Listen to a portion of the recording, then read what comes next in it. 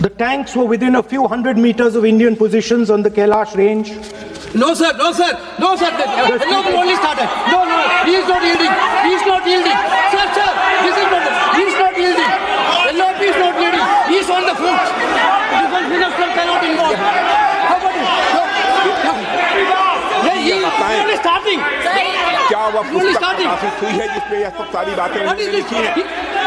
यदि प्रकाशित हुई है तब तो आप उसका उल्लेख करिए, नहीं प्रकाशित हुई है तो उल्लेख करने का कोई औचित्य नहीं है। वो इसको डिस्प्यूट कर सकते हैं राष्ट्रपति अभिभाषणों का रेफरेंस देकर कि भाई 5 के अभिभाषण में है।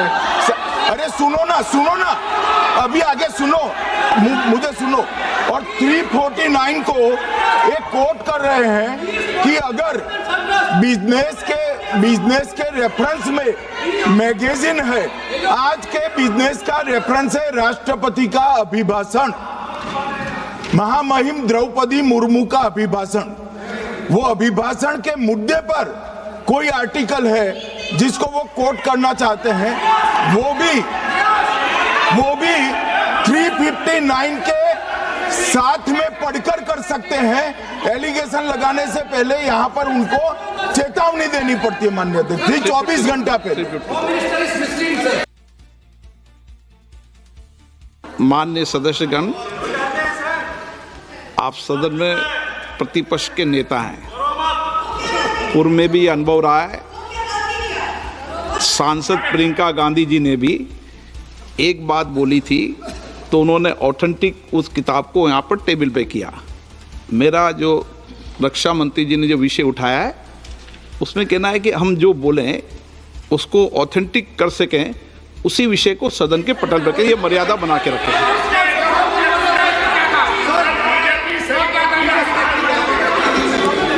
Sir, DJ.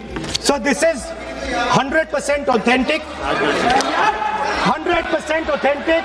के माध्यम से ये पूछना चाहता हूँ लीडर अपोजिशन से, जिस पुस्तक Sir, Rajnath Singh is getting exercised because his name is going to be spoken just now. വിവരങ്ങളുമായി PR അരവിന്ദ് ചേരുകയാണ്. അരവിന്ദ്, 4 മണിക്ക് വീണ്ടും ലോക്സഭ ചേർന്നപ്പോഴും രാഹുൽ ഗാന്ധി മുൻ കരസേനാ മേധാവി മുകുന്ദ് നരവനെയുടെ ഓർമ്മക്കുറിപ്പ് തന്നെ വായിക്കാൻ ശ്രമിക്കുകയായിരുന്നു. അതാണ് വീണ്ടും ബഹളത്തിലേക്ക് എത്തിയത്. എന്താണ് ഇന്നുടനീളം പാർലമെന്റ് ചേർന്നപ്പോൾ, ലോക്സഭ ചേർന്നപ്പോൾ ഉണ്ടായത്?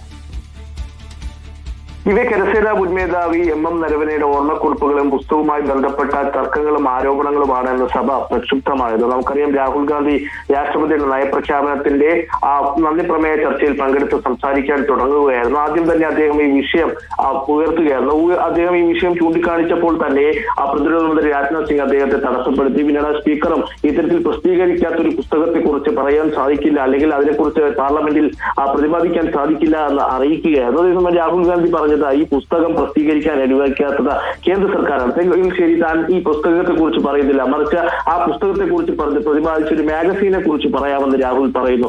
അതിൽ ചൈനയും ഇന്ത്യയിലേക്ക് കടന്നു കയറാൻ ശ്രമിക്കുമ്പോൾ കേന്ദ്ര സർക്കാർ യാതൊരുവിധ നടപടിയടക്കം സ്വീകരിച്ചില്ല എന്ന ആരോപണങ്ങൾ ഈ പുസ്തകത്തിൽ ഉണ്ടായിരുന്നു. അതിൽ ചൈനീസ് ടാങ്കർ കയറിയപ്പോൾ കൃത്യമായി ഉത്തരവ് നൽകാൻ കേന്ദ്ര സർക്കാരിന്റെ ഭാഗത്തുനിന്നുണ്ടായില്ല. കാരണം MM നരവനെ ചൂണ്ടിക്കാണിക്കുന്ന പ്രകാരം ഇത്തരത്തിൽ കേന്ദ്ര പ്രതിരോധ മന്ത്രാലയവുമായും അതുപോലെ തന്നെ പ്രധാനമന്ത്രി ഓഫീസുമായി അടക്കം ഈ വിഷയം കൂടിക്കാഴ്ച നടത്തിയപ്പോൾ സൈന്യത്തിൽ ഉചിതമായി ചെയ്യുമെന്ന മറുപടി മാത്രമാണ് ലഭിച്ചത്. കാരണം ചൈനയുമായി ഒരു ഏറ്റുമുട്ടലിന് തയ്യാറാവുമ്പോൾ കൃത്യമായി ഉന്നതതല അനുവാദം മേടിക്കേണ്ട ഒരു സാഹചര്യമുണ്ട്. എന്നാൽ ഇത്തരം ഒരു അനുവാദമോ അല്ലെങ്കിൽ ഇടപെടലോ കേന്ദ്ര സർക്കാരിന്റെ ഭാഗത്ത് ഉണ്ടായില്ല.